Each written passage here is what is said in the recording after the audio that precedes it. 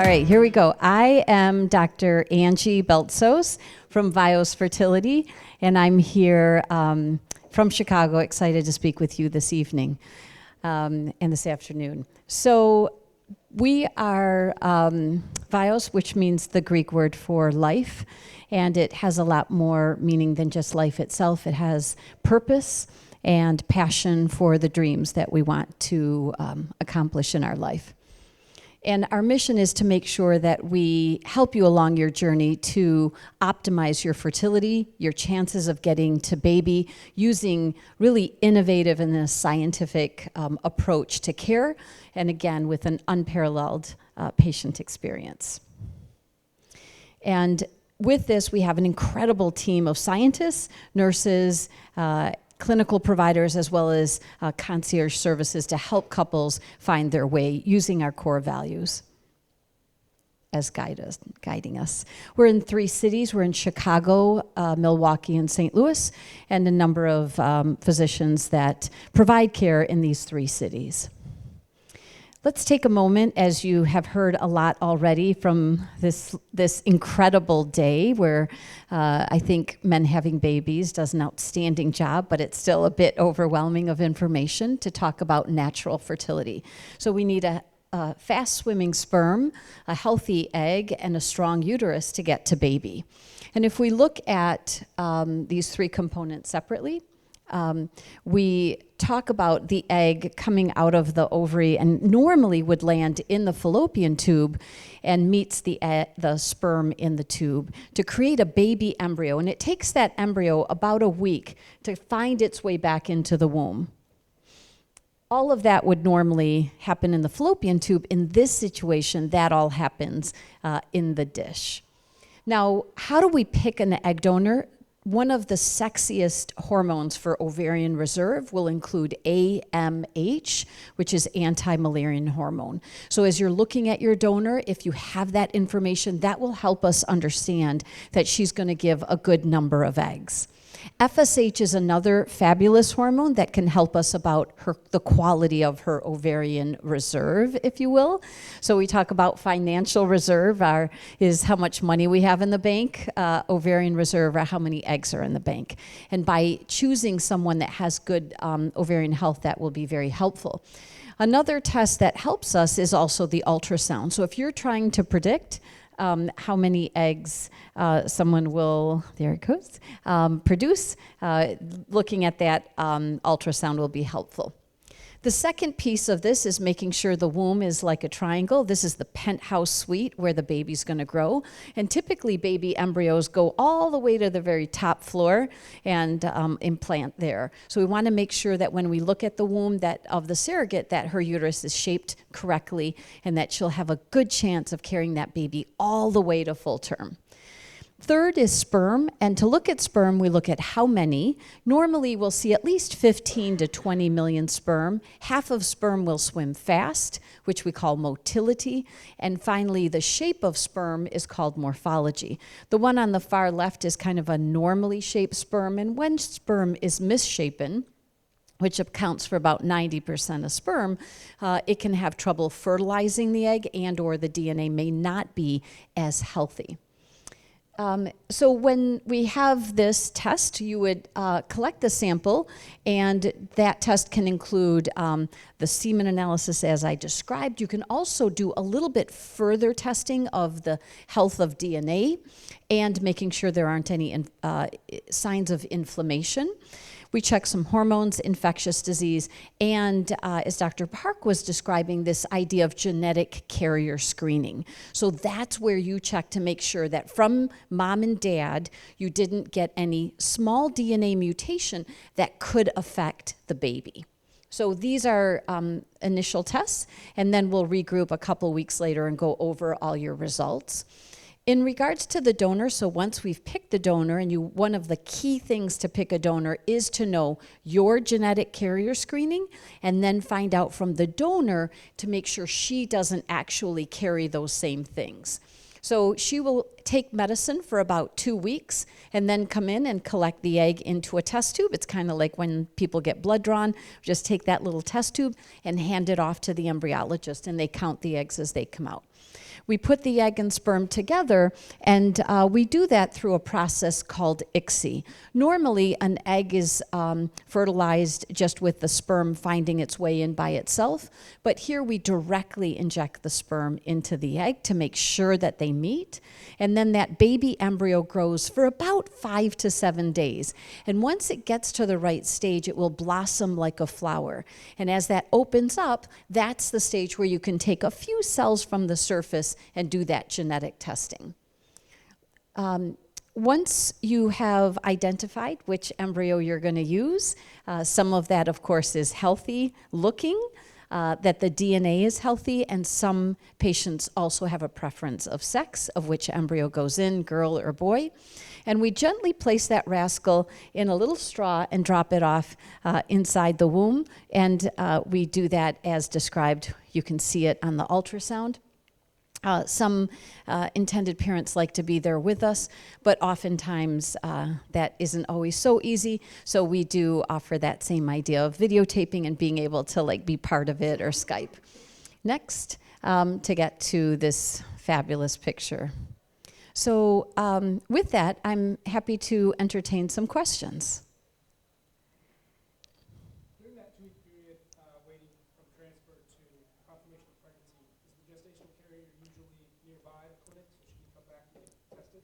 Yeah, so gestational carriers would need to be examined. One of the first things will be the saline, but they don't have to be local. They can be, and that's great.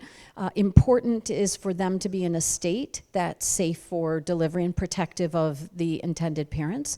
And then when they really need to come in for that embryo transfer, and if they live, for example, in Georgia, then they can be monitored there under my supervision. So if I were to do the same ultrasound or one of my colleagues, that's fine. Yeah, so they don't have to be local. Excellent question. Yes, sir.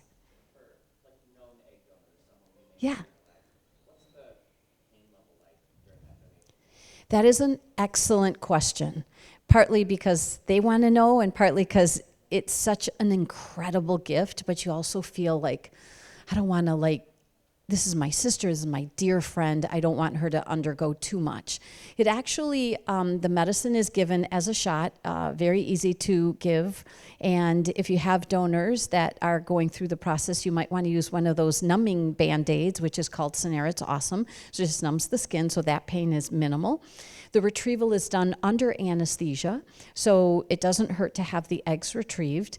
And it's twilight, takes about 5-10 minutes. It's pretty short. And afterwards, she might experience a little bit of cramping like when she's on her period. So typically, it is unusual for anyone to be in a lot of discomfort after the procedure. She will have had a procedure, so she might be a little bit sore. And after, for a few days to a couple weeks, sometimes they still feel a little bloated until they get their next period, at which point everything kind of resets its clock and reboots. I think you had a question, was there? Yeah, I'll come back. Yeah. Yes? There's a potential that you might have a known egg donor who is currently, let's say, on IUD. Does that add any complications or how? Great question, because I think it depends. We have some that have a plain IUD and which rests in the uterus to prevent pregnancy, and a lot of times it doesn't interfere at all. There's an IUD that squirts out a little bit of hormone, and sometimes some donors don't do as well if that is in place. So it's a bit circumstantial. So sometimes they're like, listen, it's really important for me to leave that in, and we've done a lot of donors with it in place. Most of them do just as well, and there are others that they do better if it's out. Yeah, it's a great question too.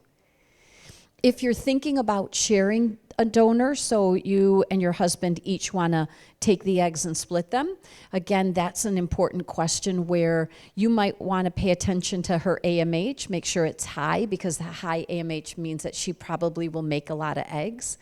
Some couples are asking, should I use a frozen donor bank where the eggs have already been collected instead of someone who's going to give us fresh eggs, take the medicine, collect them fresh, as opposed to the ones that are in the freezer?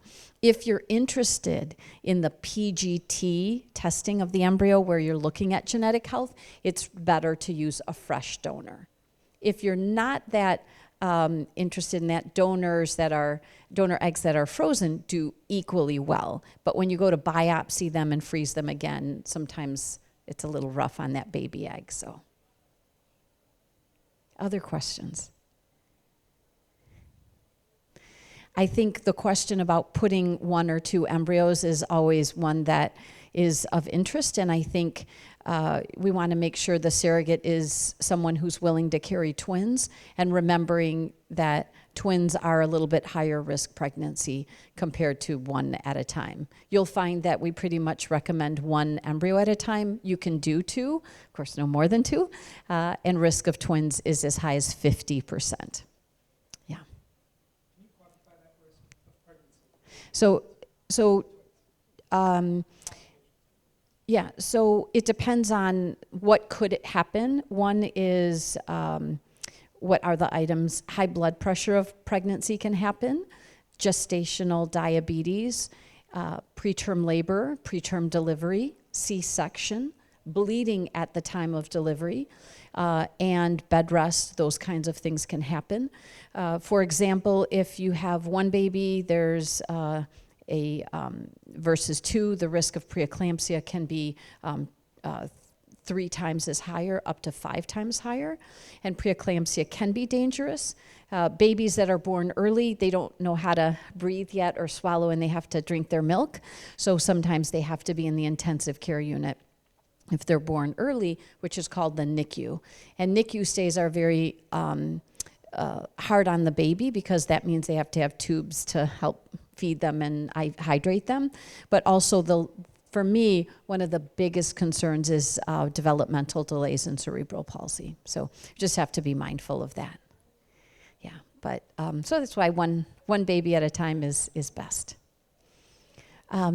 Is everyone in the room local, or are you from anyone not from Chicago? Got a couple in the back. Where are you from? Philly. Philly in the house. And you are Minneapolis. Nice. Well, welcome. Welcome to Chicago. Fabulous. Any other questions? Yes. With the extra embryos that are frozen, Yes. frozen all together? Are they individually? They're each in their own little straw. Yeah. That's a great question, too. They are frozen 1 at a time, and so you take out 1. The odds the embryo would survive is about 95, 98%. They just kind of perk right up and hit the ground running. And they work as good, fresh or frozen, and they can be frozen for years. So you have this baby, and then when you're ready for round 2, you can come in and use the next one. Yes? Does your center freeze, or do you send out a second company? Yeah, we freeze our embryos in-house, and they are stored. We'll be talking more about that this year. So we'll be using one of the latest technologies of automation and RFID coding, where your embryos at Vios will be stored in a special straw that you can have on your identifier on your phone. You can watch temperature and see that they're safe and sound. It's going to be, what you'll see will probably revolutionize some of the cryo tank questions. More to come. Yes? Degradation of the embryos for how long they're frozen? Is there a risk of using an embryo a few years later? People have looked at that to see, does the embryo have any issue surviving and implanting and not miscarrying, and also babies born from, let's say, being an embryo that was frozen for a few years, their general health. And the odds of getting success and not miscarrying and healthy baby are the same as if it were a fresh embryo. So this technology of vitrification, where we freeze it very quickly, is incredible science, and they just like I said, last for years and have an excellent chance of working. Yes? How many times a woman can donate eggs? There are a couple of variables in there. One, they say 6 times is a good time to say, okay, you've done it 6 times. That's probably the line in the sand. Part of that has to do with her own health and exposure to procedures in doing this. It seems that her ability to have a baby when she's ready is the same, so she's not going to run out of eggs or affect her own fertility. But repeated use of this is probably just for safety purposes for her. And finally is consanguinity. So we want to think about someone who's donating eggs several times, that the children, their chance of interacting and finding each other might be higher if there are a lot of siblings that don't realize they're siblings. Yes? You could go back to back. Mm-hmm. Not that donors typically do that, but medically speaking, that's possible. Usually it extends over a few years when people do this. Yeah. Yes? And I don't know if this is the right place for this question, but aside from potential psychological